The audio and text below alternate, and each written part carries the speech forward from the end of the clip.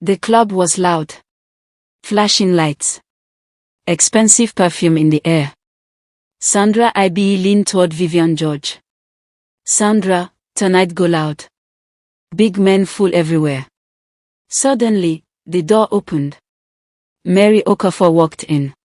Black silk gown hugging her figure. Diamond necklace shining under club lights. 2 bodyguards behind her.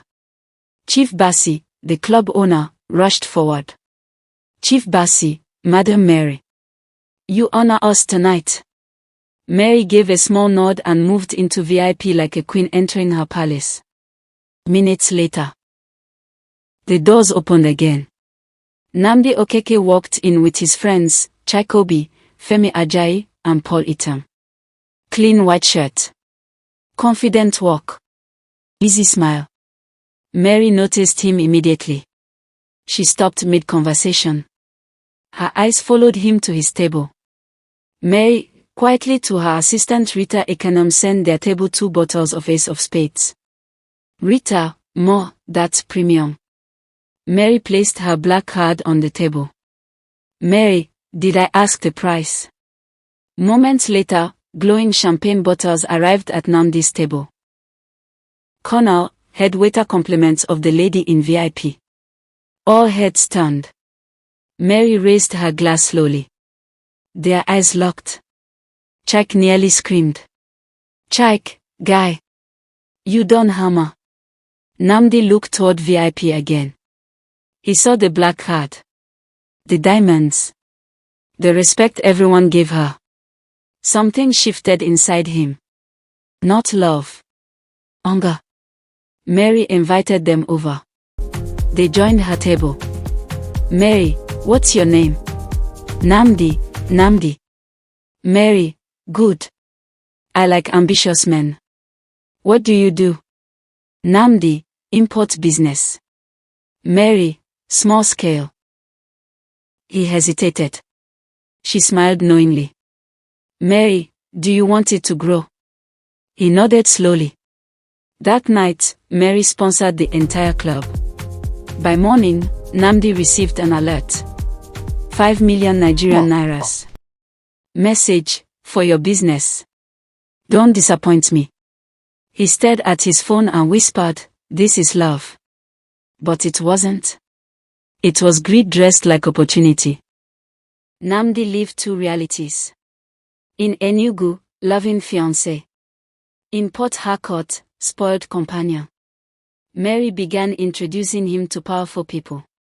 Mary, at a dinner, this is Nnamdi. He's under my guidance. The way she said it made people glance at each other. One afternoon in Enugu, Adi's cousin spotted Nnamdi stepping out of a black SUV in Port Harcourt. Mary sat inside. Her hand touched his face before he closed the door. Photos were taken. Sent to Adis. Adis' hands trembled. She called him.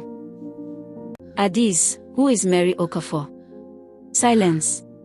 Nnamdi, investor. But doubt had entered. Adis traveled to Port Harcourt quietly.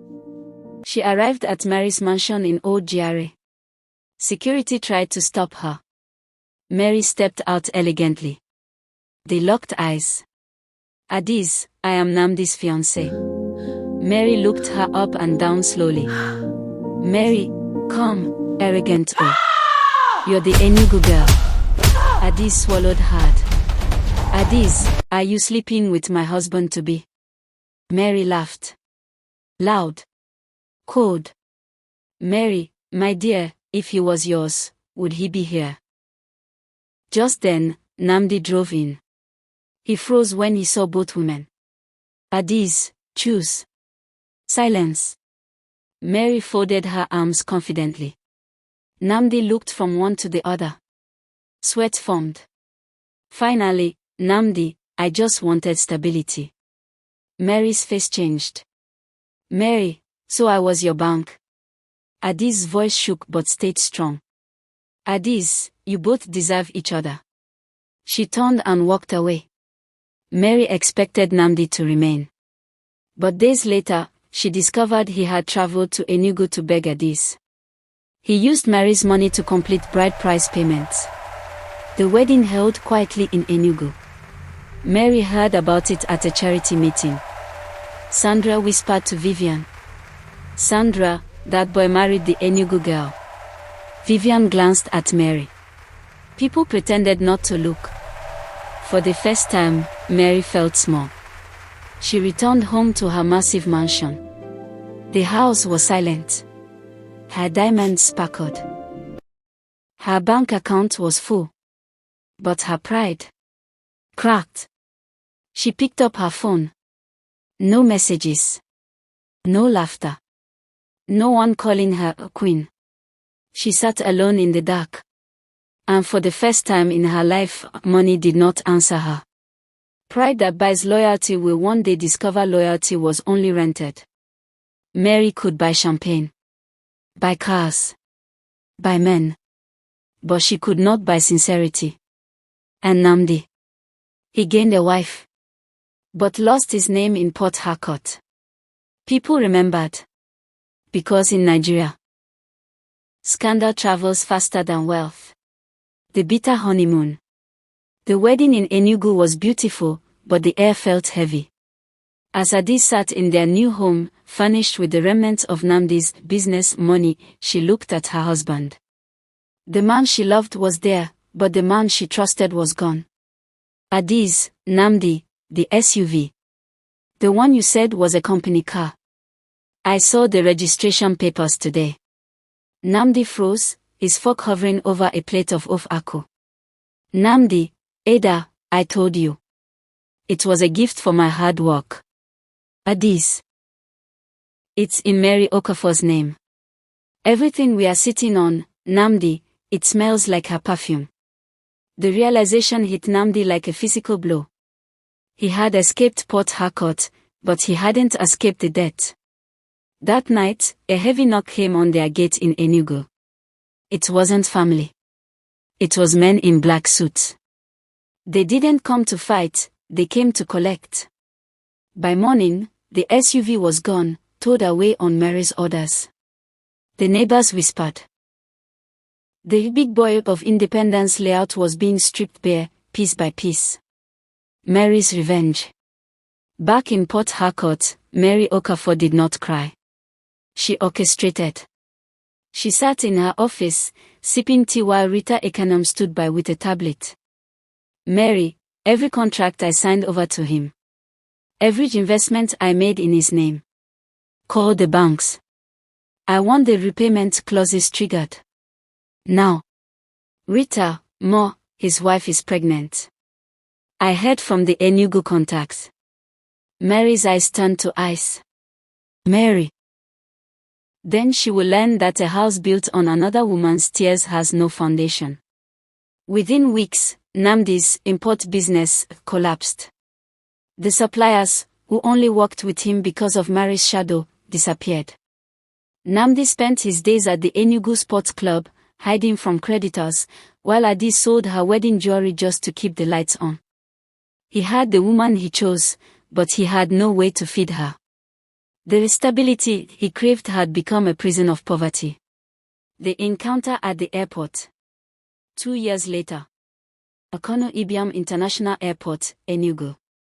Nnamdi was working as a mid-level manager for a logistics firm, carrying a worn leather bag. He looked older, the easy smile replaced by lines of stress. He was waiting for a client when the VIP lounge doors swung open. A woman walked out. It was Mary. She looked more radiant than ever, draped in gold, flanked by 4 bodyguards. Her business had tripled. She stopped when she saw him. For a moment, the world stood still. Nnamdi, Mary. Mary, looking at his cheap shoes, then his face. I heard you have a daughter now. Congratulations. Nnamdi, Mary, I'm sorry for how it ended. I was greedy. Mary, no, Nnamdi. You were cheap. There is a difference. She didn't wait for a response. She stepped into her waiting limousine. As the car pulled away, Nnamdi's phone rang. It was Addis, asking if he could pick up milk on his way home because they were short on cash. He stood on the curb, the dust from Mary's luxury car settling on his shoes. He had chosen love, but he had lost his pride. She had chosen pride, but she had lost her heart. In the end, they were both standing in the heat, wealthy in what they had, but forever haunted by what they had traded away. Epilogue: the cost of the coin. In the quiet streets of Enugu, a story is still told to young men who dream of fast wealth. They speak of the man who tried to eat from 2 tables and ended up with an empty plate. And in the high-rise offices of Port Harcourt, they speak of the queen who bought a man's soul, only to find it was a counterfeit. Because in the end, money can build a house, but only truth can make it a home.